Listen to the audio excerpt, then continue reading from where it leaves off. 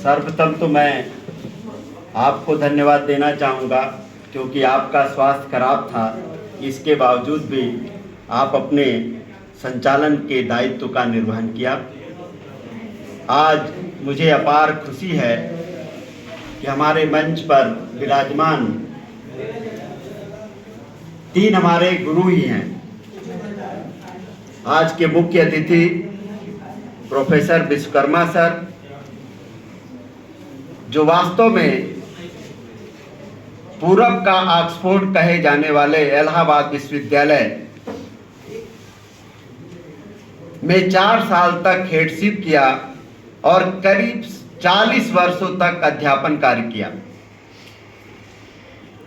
वो हमारे गुरु ही नहीं, हमारे दर्शन करते हैं। इनकी सज्जनता, सरलता और ज्ञान के कारण से अगर हम कहें कि हमारे लिए जीवन के लिए वो बुद्ध के समान है, तो इसमें कोई गलत नहीं है। मेरे जीवन में परिवर्तन करने के लिए बहुत सारे आयाम उन्होंने दिया है, तो मैं अपने जीवन के लिए मैं उनको बुद्ध के रूप में मानता हूं, क्योंकि बुद्ध हर समस्या का शांतिपूर्वक समाधान कर लेते थे। बिना बुद्ध के जो है ज्ञान प्राप्ति नहीं हो सकती है। वो सर की विशेषता है। बेशक जो है सर का इस मंच पर मैं हार्दिक स्वागत एवं अभिनंदन करता हूं।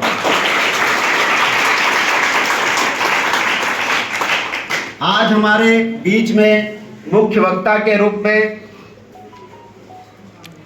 डॉक्टर मोहम्मद आरिफ सर हैं।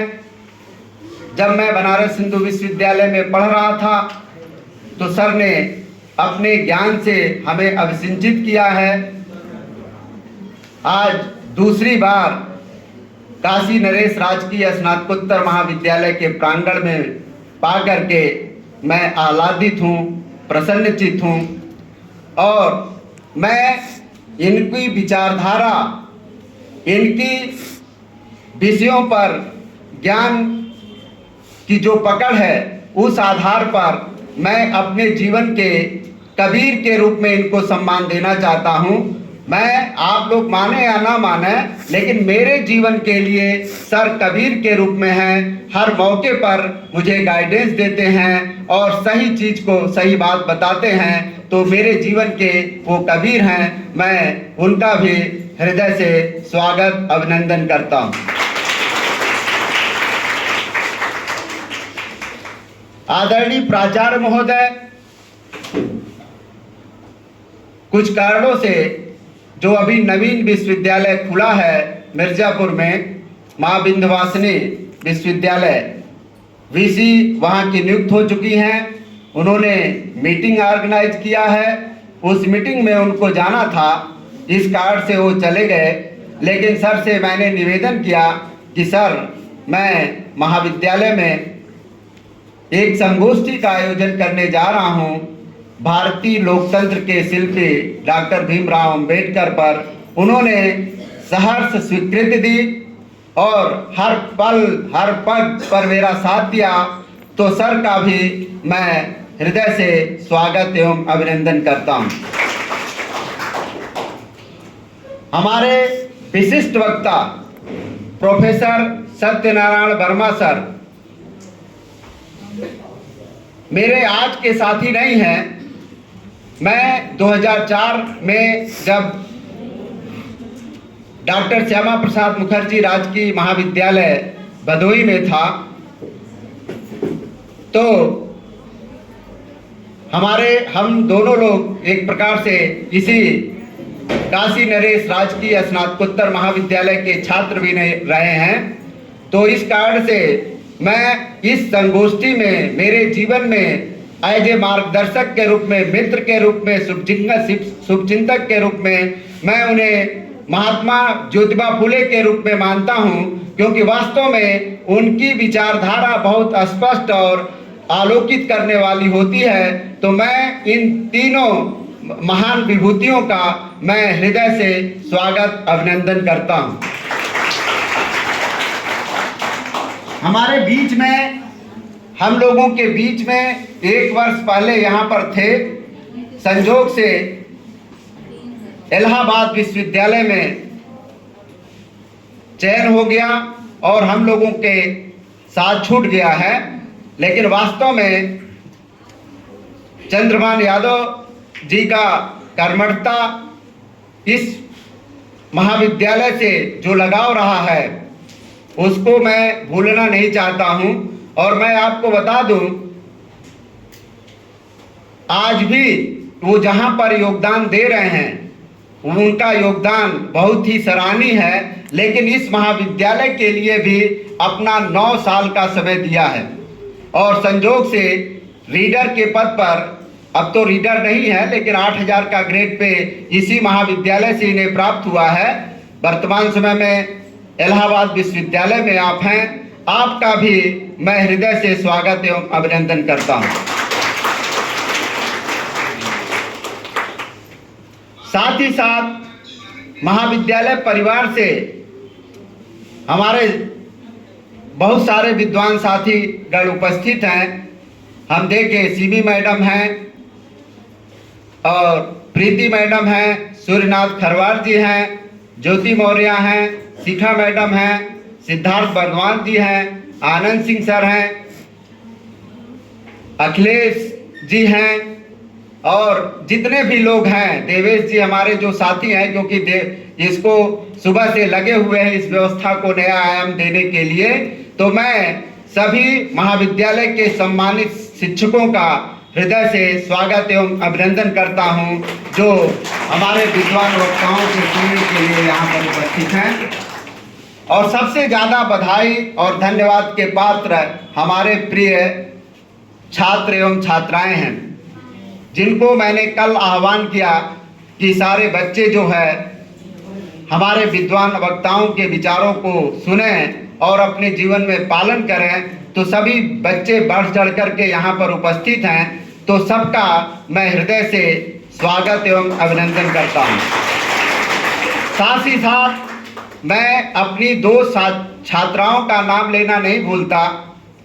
इस संगोष्ठी को बेहतरीन बनाने में हमारी शोध छात्रा शुभांगी श्रीवास्तव, जो कि हमारी पहली शोध छात्रा है, दूसरी जो शोध छात्रा के रूप में ज्योति मौर्य है। ये दोनों लोग जब से मैंने प्रोग्राम की रूपरेखा तय की, अनवरत मुझे सहयोग दे रहे हैं। सबका मैं हृदय से स्वागत एवं अभिनंदन करता हूं। मंच पर से अभी जय सिंह यादव जी और इसके अलावा संतोष जी आए हैं। सम्मानित सभी शिक्षकों का मैं हृदय से स्वागत एवं अभिनंदन करता हूं। प्रश्न यह है कि आज की संगोष्ठी का जो विषय है, भारतीय लोकतंत्र के शिल्पी डॉक्टर भीमराव अंबेडकर। मैंने सर लोगों से डिस्कशन किया कि मैं सर इस टॉपिक पर एक संगोष्ठी रखना चाहता हूं। पहली स्वीकृति प्रोफेसर पन्नालाल विश्वकर्मा सर को मिली। बहुत अच्छा लगा कि सर ने कहा कि नहीं ठीक है, बहुत अच्छा है। और इसके बाद हमारे मोहम्मद आरिफ सर, इसके अलावा सत्यनारायण वर्मा सर, सबसे मैंने डिस्कस किया। सभी लोगों ने उसकी सहर्ष स्वीकृति दी। इस कारण से आज मैं काशी नरेश राजकीय स्नातकोत्तर महाविद्यालय के पावन प्रांगण में मैं डॉक्टर भीमराव अंबेडकर के रूप पर एक संगोष्ठी का आयोजन करने में सफल हुआ हूं। तो मैं विषय परिवर्तन की जहां तक बात है, तो देखिए इसमें भारतीय लोकतंत्र के शिल्पी डॉक्टर भीमराव अंबेडकर शब्द का प्रयोग किया गया है। आप सभी लोग जानते हैं कि भारतीय संविधान निर्माता के रूप में डॉक्टर भीमराव अंबेडकर को हम लोग याद करते हैं, लेकिन भारतीय लोकतंत्र के शिल्पी के रूप में हम लोग याद नहीं करते हैं। जबकि सच्चाई यही है कि जो संविधान बना है वह संविधान भारतीय लोकतंत्र की आधारशिला है। उसके बिना हम बेहतरीन विश्व का सबसे बड़ा लोकतंत्र दे नहीं सकते थे। तो बेशक जो है वह केवल भारतीय संविधान के शिल्पी नहीं थे, बल्कि भारतीय लोकतंत्र के शिल्पी थे। इसलिए हमने इस टॉपिक का चुनाव किया है। सर लोग बहुत सारी इस पर बात बोलेंगे। आप सभी लोग जानते हैं कि डॉक्टर भीमराव अंबेडकर एक दबे कुचले वर्ग में पैदा हुए थे, अछूत महार जाति में पैदा हुए थे और उस अछूत महार जाति में पैदा होकर के बहुत सारी दुनिया की जो टॉप मोस्ट यूनिवर्सिटी है वहाँ से उन्होंने शिक्षा लिया। कैलिफोर्निया को ले लिया जाए, ऑक्सफोर्ड के ले लिया जाए, कैम्ब्रिज को ले लिया जाए, लंदन स्कूल ऑफ इकोनॉमिक्स को ले लिया जाए और अनवरत करीब 18 घंटे वो पढ़ते थे। आप सोचिए उनका जीवन कैसा रहा होगा। और यही नहीं, 35,000 पुस्तकों का कलेक्शन उनकी लाइब्रेरी में था। तो आप सोच लीजिए, संविधान निर्माण की पहली समिति जो बनी थी उसमें डॉक्टर भीमराव अंबेडकर का चुनाव नहीं हुआ था, उनको हराया गया था। प्रक्रियावादी ताकतें डॉक्टर अंबेडकर को नहीं चाहती थी, इसके बावजूद भी डॉक्टर अंबेडकर मजबूरी बन गए उन लोगों की कि डॉक्टर अंबेडकर के बिना संविधान का निर्माण नहीं हो सकता। ऐसी स्थिति में बंबई से उनको मौका दिया गया, चुनाव लड़े, फिर संविधान सभा के में सदस्य के रूप में गए।